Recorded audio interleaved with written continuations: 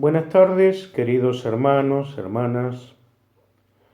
En esta tarde voy a compartir con ustedes un estudio bíblico al cual yo puse por título Anunciando sus virtudes. Dice en 1 de Pedro, capítulo 2, versículo 9, que el Señor nos eligió, nos constituyó en un sacerdocio real, en una nación santa, en un pueblo que fue adquirido por Él para que nosotros anunciemos sus virtudes. En primer lugar, tenemos que saber qué es una virtud. Una virtud es una capacidad para producir un efecto positivo y una disposición habitual para hacerlo. La persona virtuosa tiene capacidad para hacer cosas buenas y está dispuesta a hacerlo. Y dice que Él nos compró, pagó por nosotros con la sangre de Jesucristo para que nosotros anunciemos las cosas buenas que Dios tiene para el ser humano. Para este estudio, yo elegí el Evangelio según San Lucas, capítulo 4, versículos 16 al 21, y dice así la palabra del Señor. Vino a Nazaret, donde se había criado, y en el día de reposo entró en la sinagoga conforme a su costumbre y se levantó a leer. Así también como nosotros tenemos un día, en el caso nuestro varios días en la semana, un lugar que es la edificación del templo que tenemos, donde nosotros nos congregamos, o por lo menos nos congregábamos hasta hace un tiempito. Y tenemos también nuestras costumbres, nuestras formas de hacer las cosas.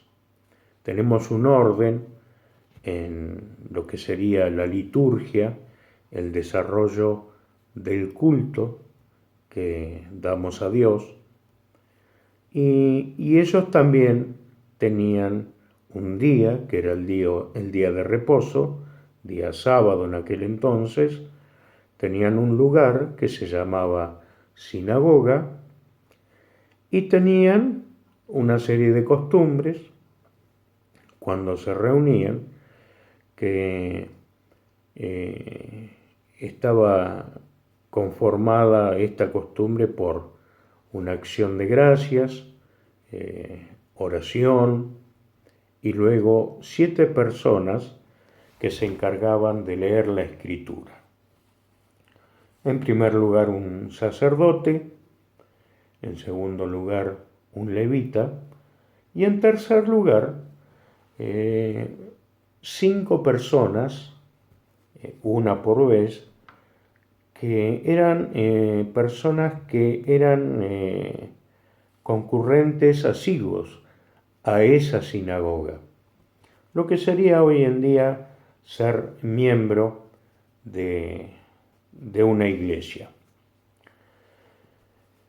Entonces, de este versículo podemos sacar el hecho de que Jesucristo hacía tiempo que se reunía en esta sinagoga y se le dio un libro para que leyese, el libro del profeta Isaías, y dice que él, habiendo abierto el libro, halló el lugar donde estaba escrito y comienza mencionando la profecía que se encuentra en Isaías 61, versículos 1 y 2, que hablan del ungido, el ungido de Dios para traer salvación al mundo.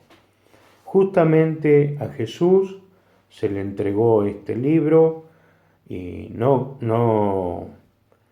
podemos suponer que fue una escritura al azar la que Jesús eligió, sino que era la lectura que tocaba en realidad ese día.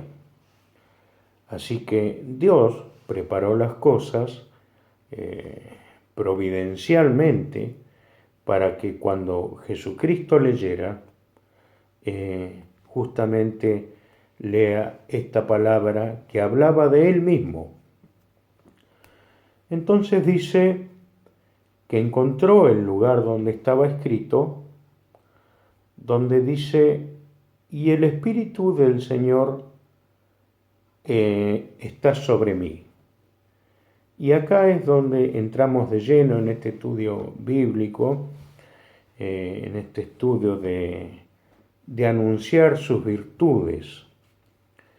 ¿Por qué digo que acá es donde entramos nosotros de lleno a tener participación en esta palabra? Porque al decir Jesucristo, el Espíritu del Señor está sobre mí, por cuanto me ha ungido, tenemos que apropiarnos nosotros como aquellos que tienen a su cargo la continuación de la obra de Cristo en cuanto a anunciar las buenas cosas de Dios, las virtudes que Él tiene, el hecho de que necesitemos, para hacer este trabajo, tener el Espíritu de Dios sobre nosotros y en nosotros. Tenemos que estar ungidos por el Espíritu Santo de Dios para poder anunciar sus virtudes y hacerlo con eficacia. La pregunta es evidente a partir de este momento, porque nosotros nos preguntaremos ¿qué es la unción entonces? Y la unción no es nada que tengamos nosotros que ir a buscar a un lugar determinado, que tengamos que pedir que nos oren para darnos de esa unción, porque unción simplemente significa estar apartados para hacer un trabajo y a la vez tener el poder, la capacidad para hacerlo. Esta capacidad nos las otorga el Espíritu Santo. Así que lo que a nosotros nos conviene para anunciar las virtudes del Señor es estar en comunión con Él. Cosa de que tengamos una buena relación con Dios en sus tres dimensiones, con el Padre, el Hijo, y que el Espíritu Santo sea nuestro compañero en este trabajo de dar a conocer las virtudes de Cristo. Dice, el Espíritu del Señor está sobre mí por cuanto me ha ungido. ¿Para qué? Para dar buenas nuevas a los pobres. Buenas noticias. ¿Y cuáles son estas buenas noticias? Es que cuando Cristo vino, el reino de los cielos se acercó y hoy en día está al alcance del ser humano poder entrar en este reino, que es el reino de Dios. Aún en esta vida, en un sentido parcial, podemos ser parte del reino de Dios creyendo en Jesucristo, en aquel que perdonó nuestros pecados en la cruz, y creyendo en Él y confesándolo recibimos en nuestro corazón el Espíritu Santo y entramos a formar parte del reino de Dios en esta tierra, como dije, en una manera parcial. Llegará el momento en cuanto estemos en el reino de Dios eternamente y para siempre en los cielos. Y dice que las buenas noticias eran para los pobres. Cuando nosotros leemos en el libro de Santiago, vamos a encontrar que Santiago nos está diciendo que los pobres de este mundo, y se refería a los pobres económicamente hablando, a los que tenían poco poder adquisitivo. Dice Santiago capítulo 2, versículo 5, hermanos míos amados, oíd, ¿no ha elegido Dios a los pobres de este mundo para que sean ricos en fe y herederos del reino que ha prometido a los que le aman? Y esto lo dice en el contexto donde Santiago estaba exhortando a los hermanos a no dar privilegios a las personas poderosas económicamente que se acercaban a la fe. Delante de Dios, todos somos seres humanos y todos somos amados, tanto ricos como pobres. Pero ¿por qué Dios eligió a los pobres? Por la sencilla razón de que el rico ya tiene un lugar en donde depositar su esperanza. Y es por eso que es difícil que una persona de poder adquisitivo pueda aceptar a Jesucristo. No es imposible. La Biblia nos relata el hecho de que había un discípulo de Jesús que se llamaba José de Arimatea y que era una persona rica. Pero Dios tiene una simpatía especial por aquellos que están postergados, por aquellos que están despreciados a causa de su pobreza y aquellos que son aborrecidos quizás aún por sus propios familiares, por no tener poder económico. Dios vino a los marginados, a los necesitados. Pero también hay otra clase de pobre, que es el pobre en espíritu. El pobre en espíritu es aquel que se humilla delante de Dios y reconoce que es pecador. Aquel que, como el publicano, la historia del publicano y el fariseo, ustedes recordarán que el fariseo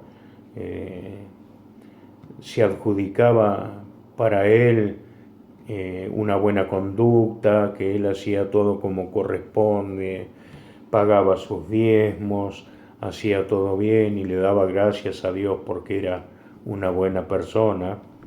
Pero sin embargo el publicano no se atrevía a mirar hacia arriba y con la cabeza gacha se golpeaba el pecho y decía: ten misericordia de mí, porque soy pecador. Y era un hombre pobre de espíritu. No hay mejor manera de acercarse al Señor que con un corazón humillado. Buenas noticias a los pobres económicamente y a los pobres de espíritu que figuran en el Sermón del Monte, en las bienaventuranzas. Pero él dice también que vino a sanar a los quebrantados de corazón. ¿Quiénes son los quebrantados de corazón? Entonces, son aquellos que han sufrido a través de su vida, aún quizás desde la niñez, decepciones, abandonos, maltratos, marginaciones, abusos, pérdidas que no han logrado superar y que no les permite tener una vida plena, una vida feliz. Aquellos que tienen un dolor en lo más profundo de su corazón y que nunca han podido superarlo.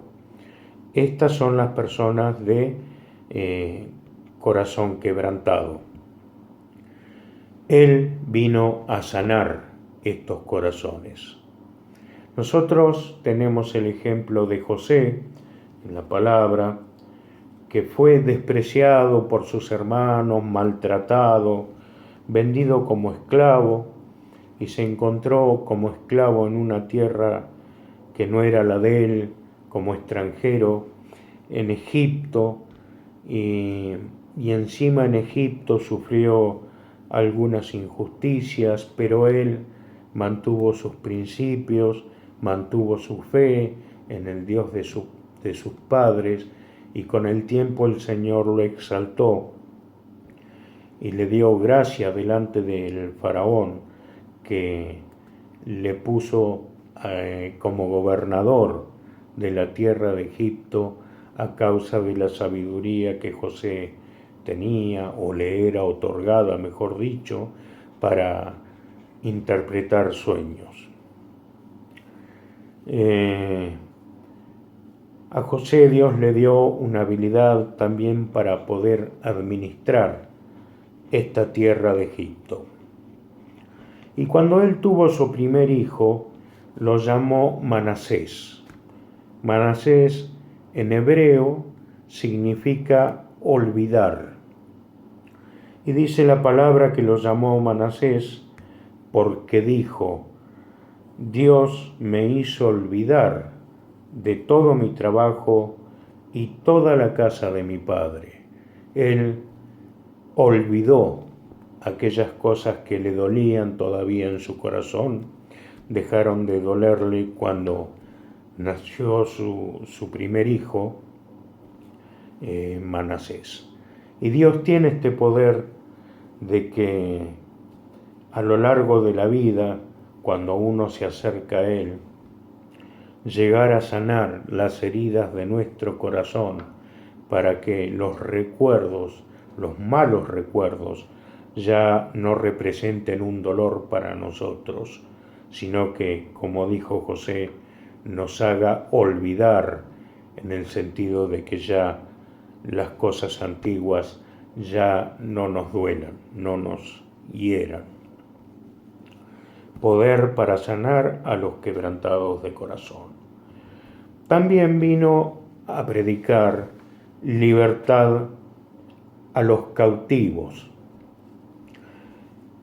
El mundo, la gente en general, vive cautiva del pecado, como vivimos nosotros en otro tiempo, arrastrados por el príncipe de la potestad del aire, que es el que se encarga de destruir, de matar, de esclavizar a las personas.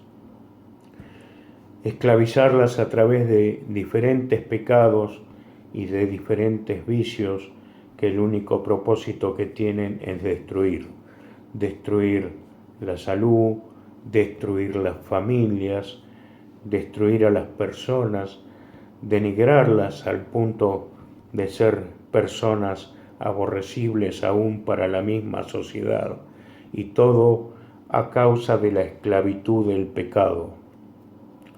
Y cuando alguien alguna vez pueda confesar, porque es difícil que alguien confiese su anhelo de cambiar, pero si alguien abriera su corazón y dijera: yo quiero cambiar, quiero ser distinto, pero no puedo, me esfuerzo en cambiar, en dejar esto, dejar aquello, pero no puedo, vuelvo vez tras vez a fracasar en esto, entonces es ahí donde nosotros podemos proclamar que Jesucristo vino para dar libertad, libertad a los esclavos del diablo.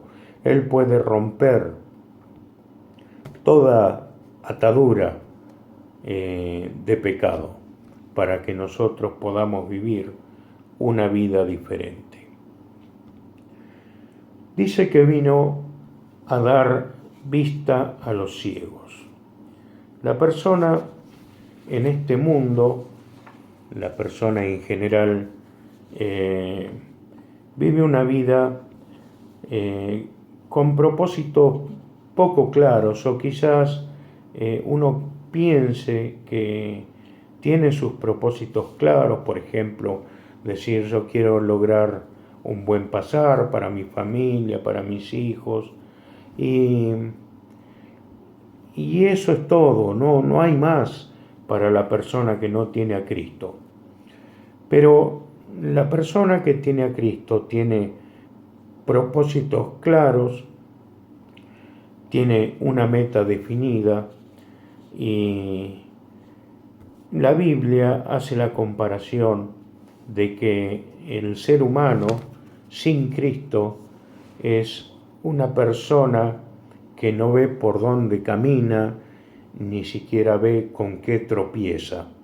Encara cosas, le salen mal, no sabe qué hacer, no sabe qué decisiones tomar. Cuando se presentan las circunstancias no tiene una orientación para superar estas circunstancias adversas, y el ser humano busca en distintos lugares la solución para sus problemas, pero no encuentra la luz que necesita para vivir una vida victoriosa, para caminar por un camino seguro. Jesucristo dijo: yo soy la luz del mundo. El que me sigue no andará en tinieblas. Si alguien se decide a seguir a Cristo, esa persona va a recibir luz para ver por dónde camina en el sentido figurado. Habla Jesús cuando dice que Él vino a dar vista a los ciegos.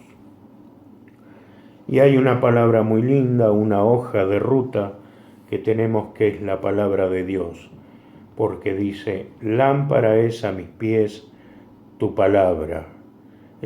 La palabra alumbra el camino por el que nosotros tenemos que andar como seres humanos. Alguna vez anduvimos nosotros perdidos en esta situación, y hoy hemos sido rescatados, pero para que anunciemos a otro acerca de estas virtudes. A poner en libertad a los oprimidos.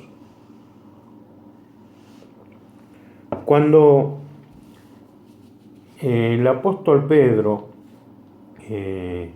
fue a visitar a Cornelio para predicarle la palabra de Dios, le citó esta escritura. A ver. Vosotros sabéis lo que se divulgó por toda Judea, comenzando desde Galilea, después del bautismo que predicó Juan. Cómo Dios ungió con el Espíritu y con poder a Jesús para que, y cómo éste, dice, anduvo haciendo bienes y sanando a todos los oprimidos del diablo, porque Dios estaba con él. Eso es lo que nos toca hacer a nosotros. Opresiones pueden ser opresiones espirituales, que son tormentos espirituales, quizás rencores, odio, quizás otro tipo de opresiones, de tormentos que la persona no puede vivir en paz porque tiene dificultades de tipo sobrenatural del lado de las tinieblas. Para poner en libertad a esos oprimidos vino Jesucristo, y nosotros, como nación santa, como nación comprada por la sangre de Cristo, tenemos hoy en día la responsabilidad de anunciar que Cristo sana a los oprimidos del diablo. Hay enfermedades de las cuales los médicos a veces no encuentran el diagnóstico.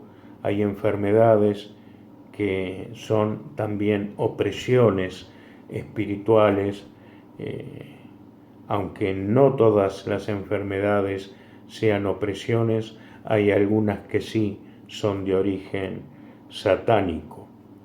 Y Dios, Jesús, tiene poder para liberar a estas personas. Y nos usa a nosotros. Solamente necesitamos que el poder del Espíritu Santo nos acompañe en esta tarea. En el versículo 19 dice que Él vino a predicar el año agradable del Señor, y esto es una figura del año de jubileo.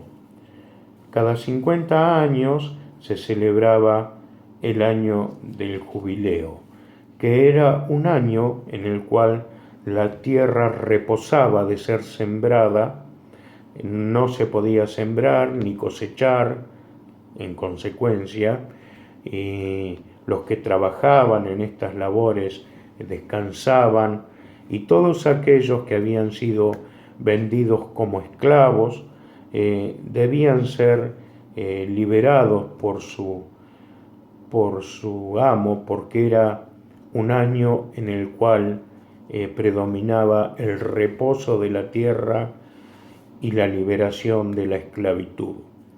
Simbólicamente Jesucristo dijo que Él vino a predicar el año agradable del Señor. Hoy en día podemos encontrar reposo, podemos encontrar paz en Jesucristo, y también libertad del diablo, libertad de pecado. Y estas cosas son las que tenemos que anunciar al mundo. Hoy, todavía hoy, se puede lograr libertad en Cristo y paz en Cristo, paz en Dios, pero no sabemos por cuánto tiempo más vamos a disfrutar de este espacio de tiempo en el cual la salvación es posible. Las cosas se están precipitando, las señales se están cumpliendo, y va a llegar el momento en el cual termine este espacio de tiempo en el cual la gente pueda ser salva en Jesucristo. Y nosotros tenemos que aprovechar este tiempo para predicar que hoy es el día para rendir las vidas al Señor. Dice que enrollando el libro lo dio al ministro, al siervo de la sinagoga, y se sentó, como hacían todos los maestros a la hora de enseñar. Leían de pie, se sentaban y enseñaban. Y cuando él se sentó, todos los ojos estaban fijos en él. Y fíjense, comenzó a decirles: hoy se ha cumplido esta escritura delante de vosotros. Y no dijo más. Eso fue todo lo que dijo. Pero esa escritura tenía 700 años de antigüedad. Y él la leyó y la aplicó a su tiempo, a ese momento Él dijo, hoy se ha cumplido esta escritura delante de vosotros, porque Jesucristo, que era la palabra encarnada, supo precisamente que esa palabra que había leído se refería a Él. Yo me admiro de la capacidad que da el Espíritu Santo para poder aplicar la Escritura con pocas palabras, como tenía por costumbre Jesucristo, con pocas palabras decirlo todo, confrontar las conciencias, enseñar, siempre con la palabra justa y en el momento justo.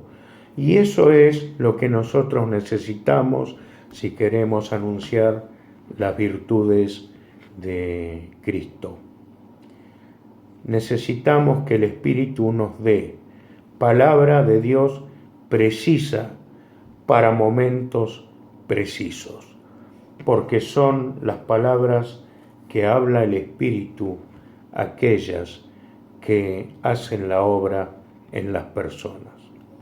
Queridos hermanos, en este trabajo de anunciar las virtudes de Cristo, predicar el Evangelio, dar liberación por medio del poder del Señor a los cautivos del pecado, a los oprimidos del diablo, para que el Señor sane los corazones y libere a los oprimidos, necesitamos que el Espíritu Santo sea nuestro compañero, nuestro amigo. Así que les invito a que busquemos de Dios, que busquemos esta comunión y que cumplamos con el Señor la tarea de anunciar las virtudes de Cristo en este mundo que tanto necesita de Dios. Que Dios le bendiga y será hasta la próxima oportunidad.